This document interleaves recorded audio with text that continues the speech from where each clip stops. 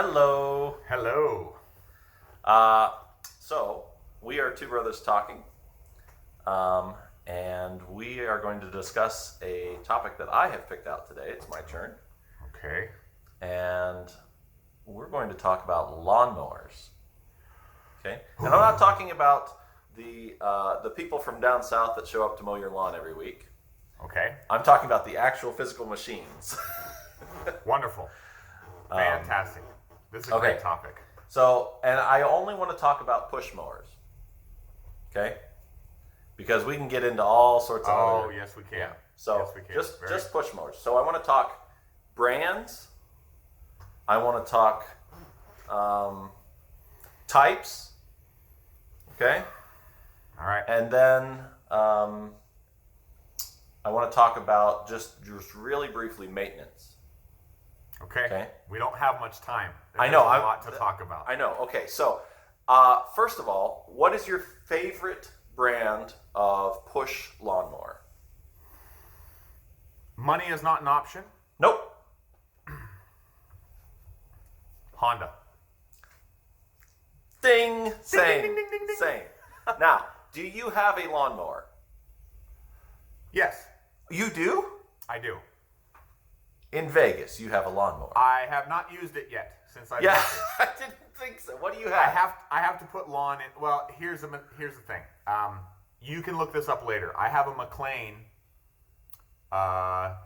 turf green, like putting green, rotary with a throw bucket in the middle. Very custom, very actual high-end one that I got for free. It has a Briggs & Stratton 3-horse on it, but it's a McLean and it's for golf turf. We're not going to get into it. You don't want to sell that to me, do you? I don't. I don't. I can probably find you one. It's an $1,100 mower. Oh yeah. So I was going to buy it for $40, but yes. So that's one I have, but we're not going to talk about that one. okay. Well, I did want to discuss the difference between the rotary and the tear it all off. What are these? The traditional. I guess call them traditional. Yeah. That's exactly the difference right there. Exactly what you said. I know. Tear it off. So what I like about the rotary is it lifts. It keeps the grass going up because it goes backwards, and when it cuts it, it kind of cuts it into the heavens, and the blades go away. And as long as you have nice sharp rotaries, which are more expensive and more time consuming to sharpen, you get a better cut all the time, every time. With the other ones, you're just pushing the grass to one side, and the cut blades are hitting each other. It's tearing up the grass, and really, grass is pretty resilient, but it shocks the. You get a brown sheen at the very top layer of the Correct. grass. You have to have a perfect blade, and you have to have a lot of clearance in between in the deck, so that. Yeah. Anyway. Yep. So I have a Troy built. That you just purchased, I imagine. You didn't have grass before. I've had this since we lived in Kansas, so it's been Okay, all right. 7 years. So you haven't used it since you moved to Denver. The front yard. The front yard. had Front grass. yard, yeah, but it's Okay. it's a 3-minute mow job in the front yard. It's I know. nothing. I know. Okay. So I've really enjoyed it. It's been a really good. The Troy built has a Briggs & Stratton on it, right? I think so. It's 6.5 horse. Yeah, it probably is a Briggs & Stratton. Troy built and Briggs were in bed together for a number of years. Now, I will say, to go back real quick, my second choice is probably a 1980s Lawn Boy with the third wheel right above where the cutting thing is. They're 2-cycle. I like them a lot. If I'm going traditional, I really like those mowers a lot. Okay. So it's what Mrs. Wilt had. Oh, did she? Yeah, she did. I don't remember. All I remember is falling asleep on the Tracked. mowing the 40 acres of grass she had. Yeah. Okay. So go ahead. Your Troy belt. So it's self-propelled. I have had to replace the self-propelled unit. I bought it used, and that part of it broke, and I replaced it. It was $20 to buy the part and replace it. It was easy. Yep. It has been bulletproof. That thing starts first pull every time, as long as you prime it. It's awesome. But I'm in the same boat as you. You buy a Honda because they run forever, and it's precision machined. It works the way it's supposed to. I am looking at getting a rotary though, because I've now put in a very nice back lawn that's nice and perfectly flat. Everything's flat, and I could use a rotary would work really, really, really well on a lawn like that. Where you get into a problem with a rotary is when you have like terrain and stuff like that where it just doesn't work. Talking about that real quick, just about the lawn, are you more for a high pile, soft to walk on, so you keep it a little bit taller, or do you want a shorter pile, nice, clean, landscaped, beautiful, straight look? I want it shorter. Okay. We need to talk more about that. Okay. Okay. Go ahead. So let's talk maintenance real quick, and we're just going to talk the traditional round lawnmowers because the rotaries have their own set of issues. Yes. So, how often do you sharpen your blades?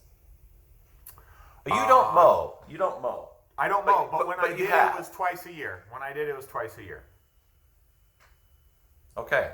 So, I just sharpened the blades in my lawnmower a week, 4 days ago, 5 days ago, something With like a that. file or a grinder? Grinder. Good man. Okay. Why would you do it with a file? Dude, You'd be some there people don't have them. I don't know their shit of forever. Forever. Anyway. All right, so I just sharpened them. First time I've sharpened them it's the first time I've sharpened them when I first got the mower because I got it used. Mm-hmm. And this is the second time I've sharpened them. And they were still actually fairly sharp. Now, they weren't like cut your finger on them sharp. You could run your finger over and it wouldn't hurt anything. But they were actually pretty good. If you're careful in how you mow and you're not hitting rocks and dirt clots and tree stumps, there's no reason they should go very dull. And big twigs and things like that. But boy, it makes a big difference when you sharpen them on the way the thing cuts. Yes. Okay, here's another question for you. Oil changes. How often do you change the oil? If I can do it once a year, I'm doing pretty good. I'm with you. Honestly, they don't run that much. No, they don't. But they sit a lot, especially in the wintertime. And so I do a little bit extra, so I don't change it as often. So I'll put a little Marble Mystery Oil or Seafoam, just a capful maybe in the gas tank once every now and then. And then I put the Stay-Bil in it before I put it away for the wintertime. Okay. I was going to ask you, how do you winterize? Because you want to know how I winterize? Put it in the garage. I run it out of gas. Well, there you go. I just run it completely out of gas. I've mowed neighbors' lawns. I just run it all the way out of gas, and then I don't have to worry about the gas. That's true. Okay. Do you bag your grass, or do you just mulch it? If I have a bag, I absolutely will bag. I am not a believer in put it back into the earth. I'm not. I have this Troy-Bilt is a mulching lawnmower. Yeah. Best thing ever. Because you don't have to deal with the stupid grass. We have a difference of opinion on that, but it's okay. Okay. I bagged the backyard because it was long and it was new and that stuff. Yeah. I bagged it. The first 2 times I mowed it, I was green to here. You are in a place where you can do this. The bagging also is twofold in that you can make your layered lasagna compost pile and create wonderful, beautiful dirt later. So except I can't do that because of my HOA. We'll talk about HOAs another time. Okay. Okay. The best maintenance that you can do for your traditional mower is buy a gas one. And not ever buy an electric one. Why? This is a whole long topic that stretches into trimmers and And Oh no, we're not leaf talking about blowers- those. I know we're not. There's something to be said for the torque and the power and the consistency of a gas motor. You have more torque in electric. I am completely against electric. More torque and more power in electric. I am completely against it. Okay. Fair enough. Any other comments on lawnmowers?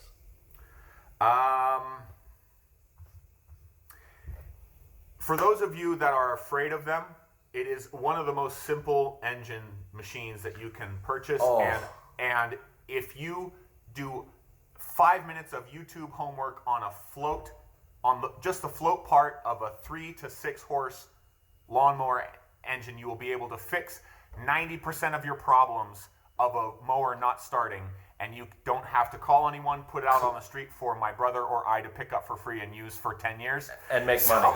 Yeah. I mean, thank you for doing that, but you can fix it. You can do it. Maybe we'll have a little tutorial later about that. But for right now, just Clean your air filter every once in a while. Clean your carburetor, and you've got a great mower easy. that should last you for a long time. as long as you don't buy a lawn boy. Anyway, this has been Two Brothers Talking, and we will talk to you next time.